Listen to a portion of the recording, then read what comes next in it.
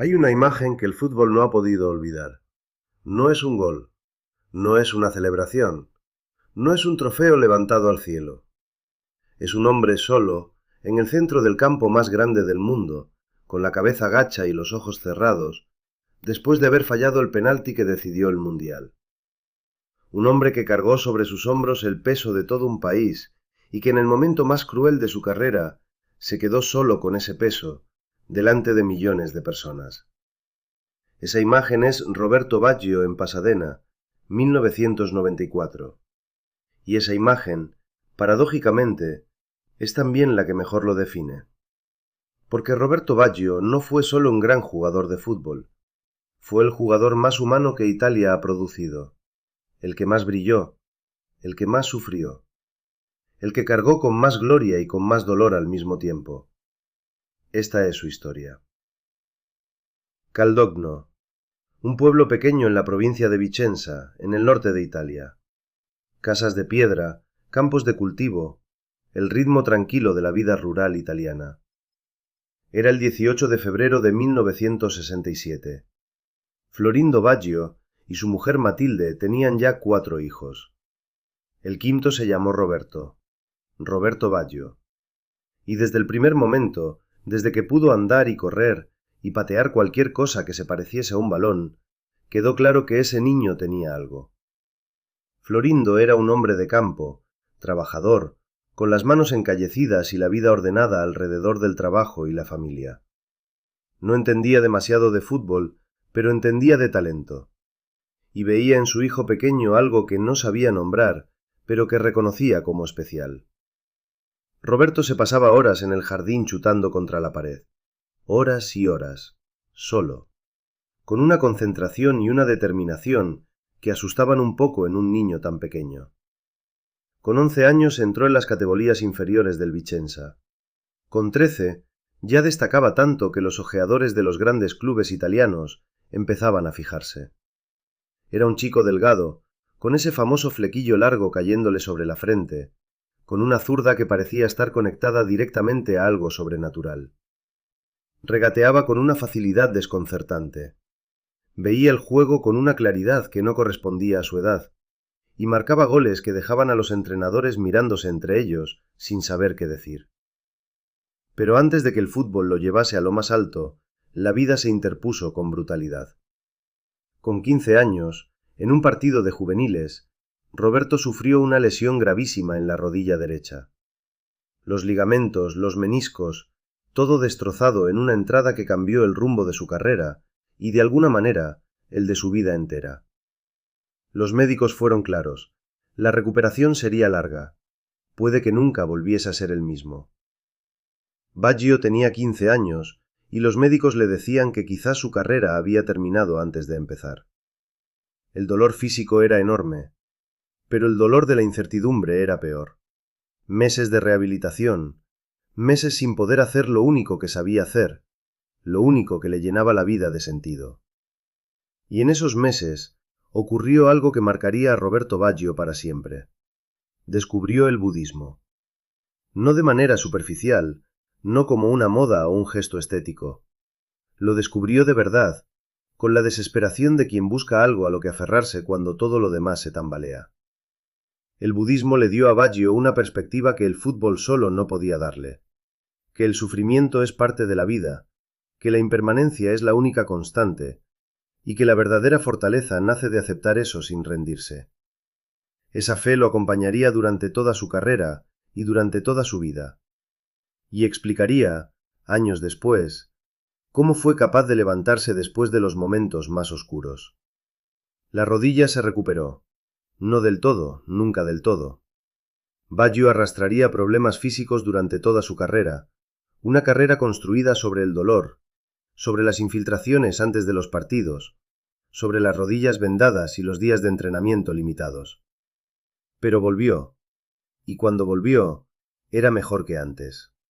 Como si el sufrimiento hubiera afilado algo en él que el talento solo no podía afilar. Con 16 años debutó en el Vicenza. Con 18, la Fiorentina lo fichó. Y en Florencia, en esa ciudad de arte y de pasión, y de un fútbol que se vive como una religión antigua, Roberto Baggio encontró su primer hogar de verdad. Los años en la Fiorentina fueron los años en que el mundo del fútbol empezó a darse cuenta de lo que tenía delante. Baggio con la camiseta morada de la Fiorentina era un espectáculo que dejaba sin palabras. Su capacidad para recibir el balón de espaldas a la portería, girarse en un espacio imposible y arrancar en carrera hacia la portería rival era algo que ningún defensa del mundo sabía cómo parar. Porque no había forma de pararlo que no fuera empujarlo, agarrarlo, derribarlo. Y aún así, muchas veces ni eso funcionaba. Los goles que marcó en la Fiorentina son parte del patrimonio artístico de este deporte.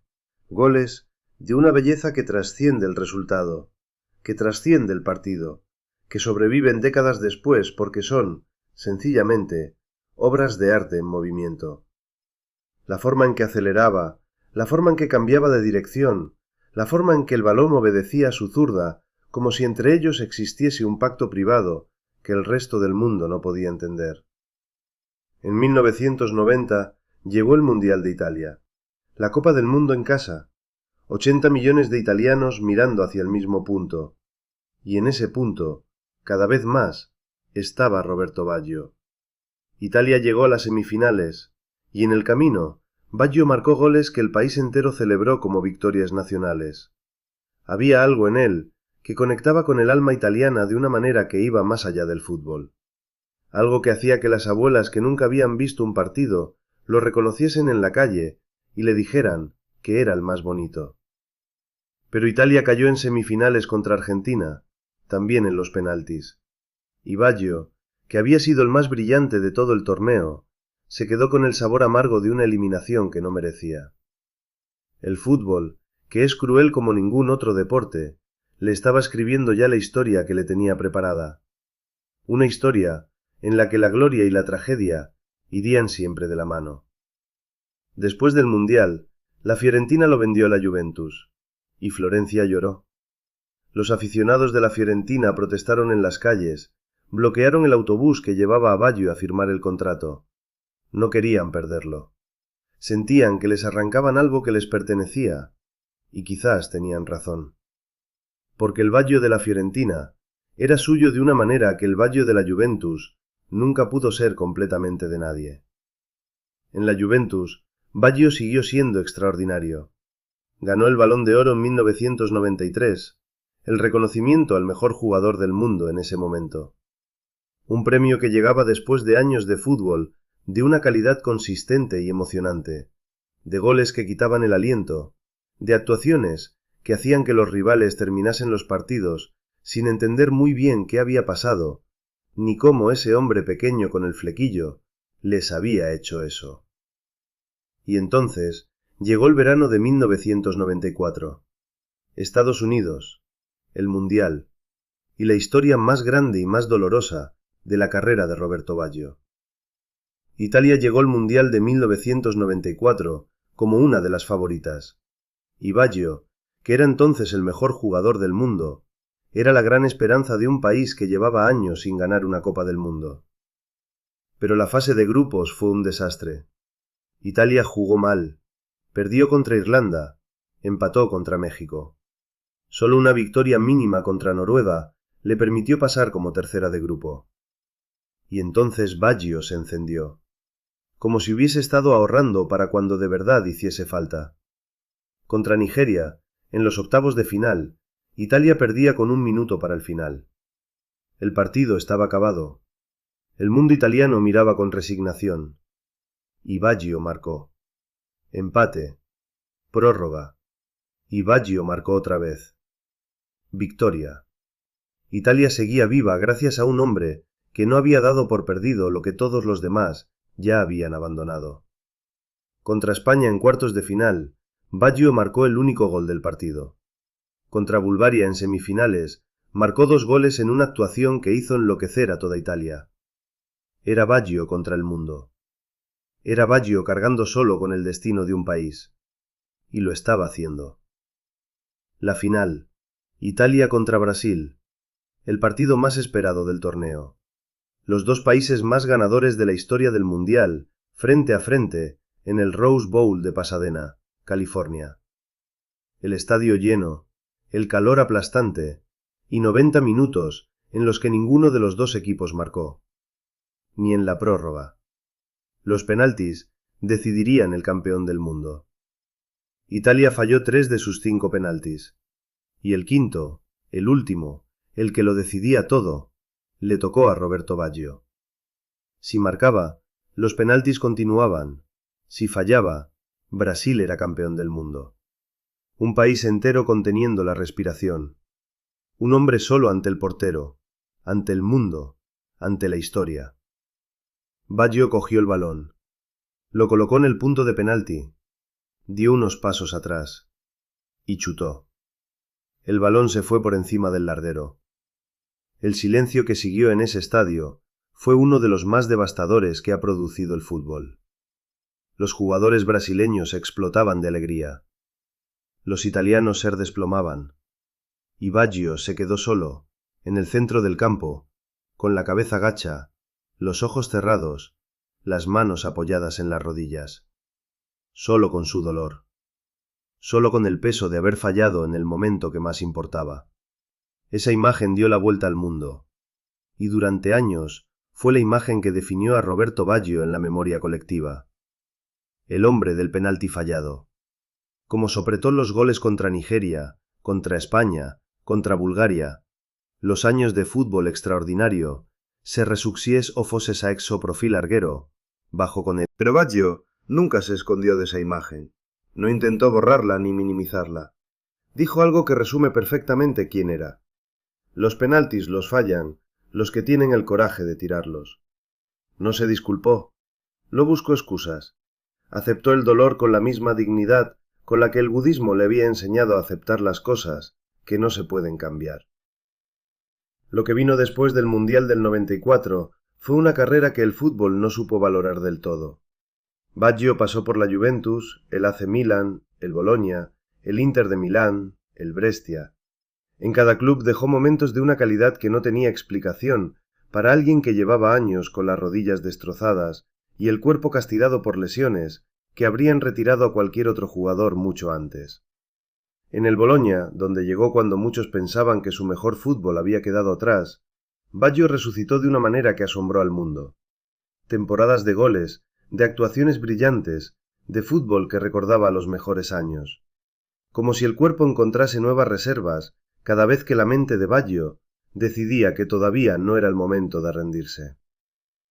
En el Brescia vivió sus últimos años como profesional, y allí, en ese club pequeño de la Serie A, Baggio fue feliz de una manera que quizás no había sido en los grandes clubes, con menos presión, con menos expectativas, con más libertad para simplemente jugar. Y en esa libertad, a los 36 años, todavía marcaba goles que hacían que los estadios se pusieran en pie. Fuera del campo, Roberto Baggio siempre fue un hombre de convicciones profundas. Su fe budista no fue nunca una pose. Fue una práctica diaria, una guía real para afrontar la vida. Meditaba antes de los partidos, hablaba de la importancia de la paz interior en un deporte que vive de la tensión y de la adrenalina. Y en un vestuario de fútbol, donde la espiritualidad no siempre es bien recibida, Baggio nunca se avergonzó de ser quien era. Era también un hombre comprometido con el mundo más allá del fútbol. La pobreza, el medio ambiente, los derechos humanos, causas que Baggio apoyó con tiempo y con dinero, y con su nombre, cuando todavía valía algo decirlo. No para las cámaras, por convicción. Y era, sobre todo, un hombre que amaba el fútbol con una pureza que el dinero y la fama no consiguieron contaminar nunca. Cuando hablaba del juego, de los goles, de los partidos que había vivido, sus ojos se iluminaban con algo que no tenía nada que ver con los contratos ni con los títulos. Era la misma luz que debió tener cuando era el niño de Caldoño, chutando contra la pared del jardín durante horas. Roberto Baggio se retiró en 2004, con 37 años, después de una última temporada en el Brescia, en la que todavía demostró destellos de lo que había sido. No hubo una despedida grandiosa. No hubo un partido de homenaje en un estadio lleno. Baggio se fue como había llegado, sin ruido, sin escándalo, con la dignidad tranquila de quien sabe lo que ha dado y no necesita que nadie se lo confirme. ¿Qué queda de Roberto Baggio? queda uno de los legados más complejos y más hermosos que el fútbol ha producido. No un legado de títulos, aunque ganó el Balón de Oro y llegó a una final de un mundial. No un legado de estadísticas, aunque sus números son los de un jugador excepcional. Sino un legado de momentos, de goles que todavía se ven décadas después y siguen quitando el aliento. De una forma de jugar que era, al mismo tiempo, artesanía y poesía. Queda el recuerdo de un hombre que jugó siempre con todo lo que tenía, con las rodillas rotas, con el cuerpo castigado, con el peso de las expectativas de un país entero sobre sus hombros, que nunca se guardó nada, que en cada partido buscó el gol más difícil, el regate más imposible, la jugada más bella, como si el fútbol fuese una forma de arte, y él no pudiese permitirse hacer algo feo. Queda la imagen del penalti fallado, y también, para quienes saben mirar, la imagen de lo que vino después. Un hombre que aceptó ese fracaso, que lo integró en su historia sin que lo destruyese, que volvió al campo y siguió siendo extraordinario durante 10 años más. Eso requiere una fortaleza que va mucho más allá del fútbol. Queda, en definitiva, la certeza de que Roberto Baggio fue uno de esos jugadores que aparecen una vez cada mucho tiempo, que cuando uno los ve jugar por primera vez, entiende que está ante algo diferente, que cuando los ve caer y levantarse, entiende que está ante algo más que con Futsov. El divino Codino, el apodo que Italia le puso y que él nunca del todo aceptó, porque la humildad era parte de su naturaleza tanto como el talento. Divino por cómo jugaba, Codino por ese moño que llevaba recogido en la nuca y que se convirtió en uno de los símbolos más reconocibles del fútbol de los años 90. Pero más allá del apodo, más allá de la imagen y de los goles, y del penalti y de los títulos, lo que queda de Roberto Baggio es icono sencillo y más difícil de exposos a la vez. Queda la sensación de haber visto jugar a alguien que amaba el fútbol de verdad, que lo amaba con la misma intensidad del niño de Caldoblo, que chutaba contra la pared del jardín sin que nadie le mirara, que nunca perdió ese amor, aunque el fútbol le hizo daño muchas veces, aunque le robó momentos que merecía vivir de otra manera. Y eso, en un mundo donde el fútbol se ha convertido en un negocio tan grande, que a veces uno se pregunta si los que juegan todavía lo aman de verdad, es quizás el legado más valioso de todos. Roberto Baggio amó el fútbol. Y el fútbol, a su manera torpe y cruel y maravillosa, lo amó de vuelta.